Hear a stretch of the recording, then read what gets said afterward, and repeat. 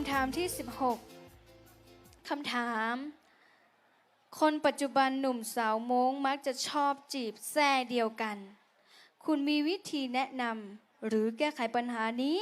ได้อย่างไร Bé cho tuân sự liệu mong phương nhị nhẹ thả ý sinh có yêu mua cho hậu kế là chỉ có yêu hay lỡ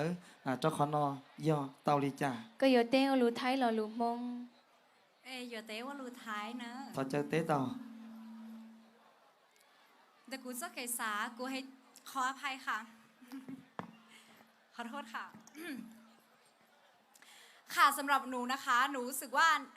ปัญหานี้ก็เป็นปัญหาใหญ่ในปัญหาหนึ่งที่เรานั้นควรจะแก้ไขเช่นเดียวกันค่ะสำหรับวิธีการในการรับมือนะคะคือ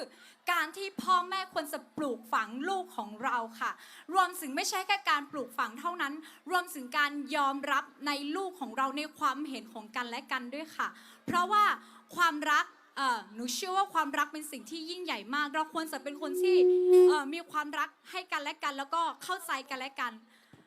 หากว่าเราปลูกฝังลูกของเราด้วยความรักแล้วเขาจะเข้าใจในสิ่งที่เราต้องการจะสื่อออกไปเขาจะเข้าใจในสิ่งที่เรานั้นต้องการที่จะให้เขาเป็นยังไงเพราะฉะนั้นขอให้เราที่จะปลูกฝังลูกของเราด้วยความรักให้เขาที่จะเข้าใจว่า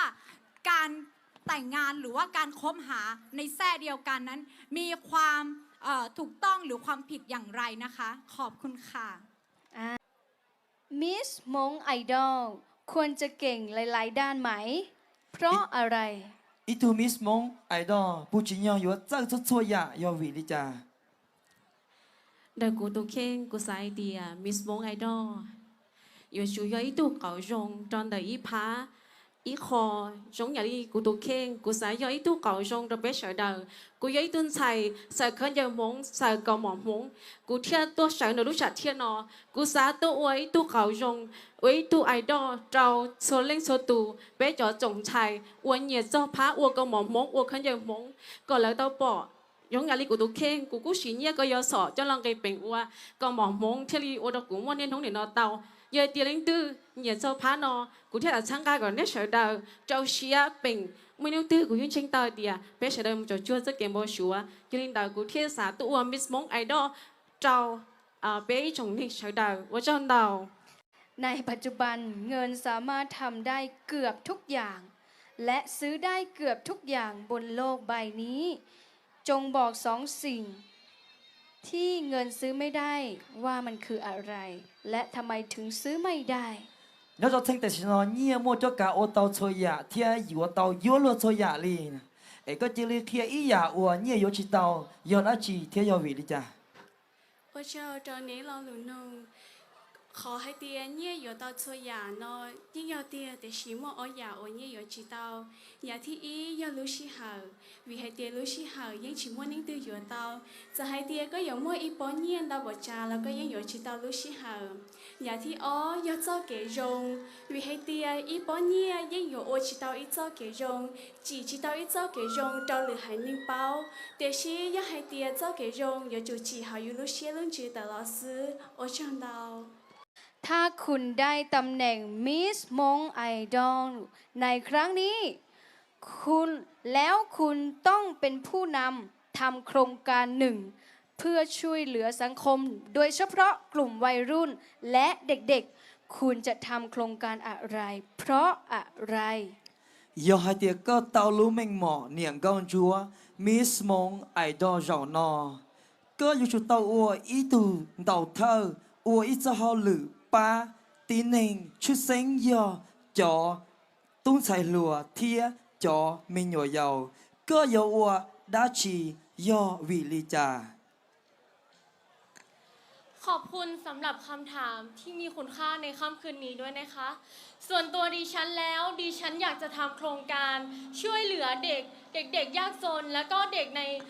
โครงการมูลนิธิค่ะ เพราะมอเข้าใจดีว่าเด็กยากจนเขามีการขาดแคลนหลายอย่าง ไม่ว่าจะเป็นการศึกษาที่ดี หรือความรักความอบอุ่นที่ดีจากครอบครัวค่ะ ขอบคุณค่ะ ถ้าคุณได้ตำแหน่งมิสมงไอดอลในครั้งนี้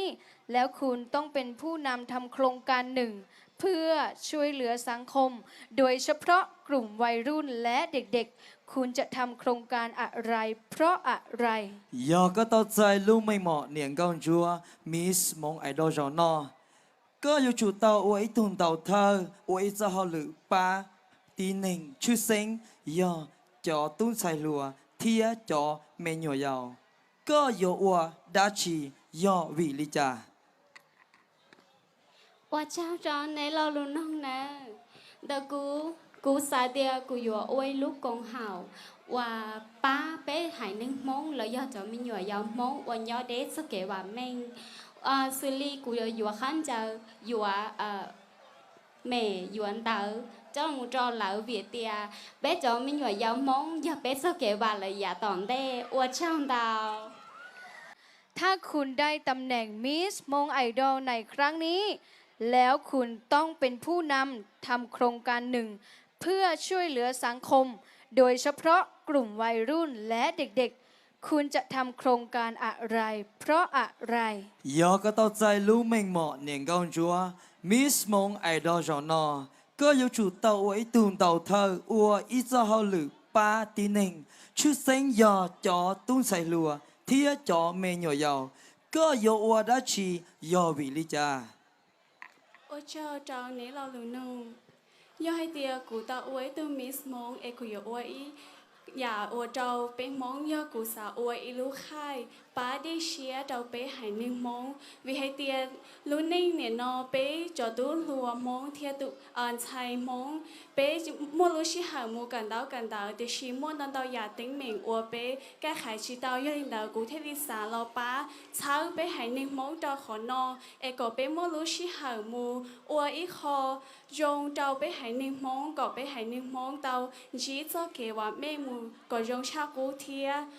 สำหรับหนูนะคะหนูคิดว่าถ้าตัวเองได้เป็นมิสมงไอดอลแล้วก็ได้รับตำแหน่งค่ายที่ตัวเองอยากจะสร้างขึ้นมาหรือว่าอยากทำนะคะคือค่ายปันน้ำใจค่ะเพราะวัยรุ่นสมัยนี้นะคะเราใช้เวลากับการเรียนมากแต่ก็ยังมีวัยรุ่นอีกหลายกลุ่มที่เขาไปยุ่งกับสารเสพติดหรือว่าเขายังขาดการศึกษาขาดความรู้ในการใช้ชีวิตเพราะฉะนั้นก็เลยอยากใช้โอกาสของตัวเองแล้วก็ใช้ความรู้ของตัวเองมาพัฒนาคนกลุ่มนี้ให้คนกลุ่มนี้นะคะได้มีชีวิตที่ดียิ่งขึ้นค่ะขอบคุณค่ะ ตุนใจอัวเตาที่เป้ยอดจันเดอร์ลูชาเทียนนอลอชิตุนใจอัวเตาเจงเป้ยอดจันเดอร์เปลูชาเทียมิสมงไอดอลเดนอยอดตุนใจไม่เลยไม่เลยนะเจ้าตุนใจอัวเตาเจงเป้ยอดจันเดอร์เปลูชาเทียมิสมงไอดอลนั่นน่ะยอดตุนใจไม่เลย ไม่เล่ ตุนใจไม่เลยโอ้บอสเซนเตอร์บอสมอเดนนันดอ หมอเสียงท่อนุ่งยูเกาหยีชงตัวเดิมบ้านน้ำสอบจังหวัดน่านตูนใจว่าเตาที่เป้นะยอหนึ่งยัวเตาใจเนี่ยยอด20,000 บาทเทียได้รับรางวัลทุนประกันอุบัติเหตุจำนวนเงิน 500,000 บาทจากคุณนุสราชนาวัฒนานนท์ตัวแทนประ ไทยแต่คุณนุสราเทียนะ ยอเกอร์ไปตุนใส่เตาเจงเป้เดี๋ยวกูต่ออีลูกมงกุฎพร้อมสายสะพายพร้อมช่อดอกไม้เทียเงินรางวัล20,000 บาทเทียได้รับรางวัลทุนประกันอุบัติเหตุจำนวนเงิน 500,000 บาทจากคุณนุสราชนาวัฒนานนท์ตัวแทนประกันชีวิต AIA เทียจิงเตาใส่อีเจเขาเหยมงจากแบรนด์มงซิกเตอร์มูลตูไทยยันเตาลูมิงหมอเจงอีแต่แกชื่อตือมิสมงไอดอลชงอาผาหนึ่งกับเป้ยอตูไทยตัวเด่นเตาไม่เล่ไม่เลยเก้าเย่ไม่เล่18 ค่ะใจเลียเซนชง ใจเลียเซงโยอายุเก่าจัวชงยอตัวเดิมบ้านศิลาแดงจังหวัดเชียงรายตูสปอนเซอร์ยอบริษัทมองมีดีจำกัดค่ะขอชุบมาเต็งอันตัวอีชงเจชงก็ชับปลานะน้อยอย่าไปตูมิสมองไอดอลผ่านหนึ่งกับเป้ชงนอผู้ชงอย่างนี้ในสาเทียมูลค่าชิบหาบาทเทีย หัวใจนอนนอ ดอกไม้เทียนเนาะนะเยาวชนมงไอดอลเต๋อเลือดชาเทียนเนาะเนื้อยอตัวแทนวัวโยมูชาเต๋อไปมงลีกาลีเกใจเที่ยเนื้อยอตัวแทนหมู่ร่วมงานเต๋อทั้งหน่วยงานภาครัฐเที่ยภาคเอกชนตันทอง ตูนไทยอัวยังกะชิตือเต่าเริงอ้อยอดตรุชาเทียมิสมงไอดอลยอดตูนไทยไม่เล็กเก่าชาเกาลูเสิงชงทอมโปเตเจ้าหนึ่งอีเจ้าเทีย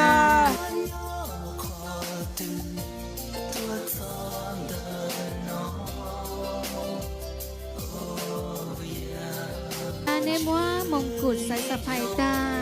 เกยุทธเจอคุณนุสลาชนาวัฒนานนท์ก็เรามัวทุนประกันอุบัติเหตุเทียนะรางวัลจากแบรนด์มงซิสเตอร์ทัวร์เล่นตัวตูเทียมได้รับกิฟต์วอเชอร์จากคุณเบนซ์เจ้าของคลินิก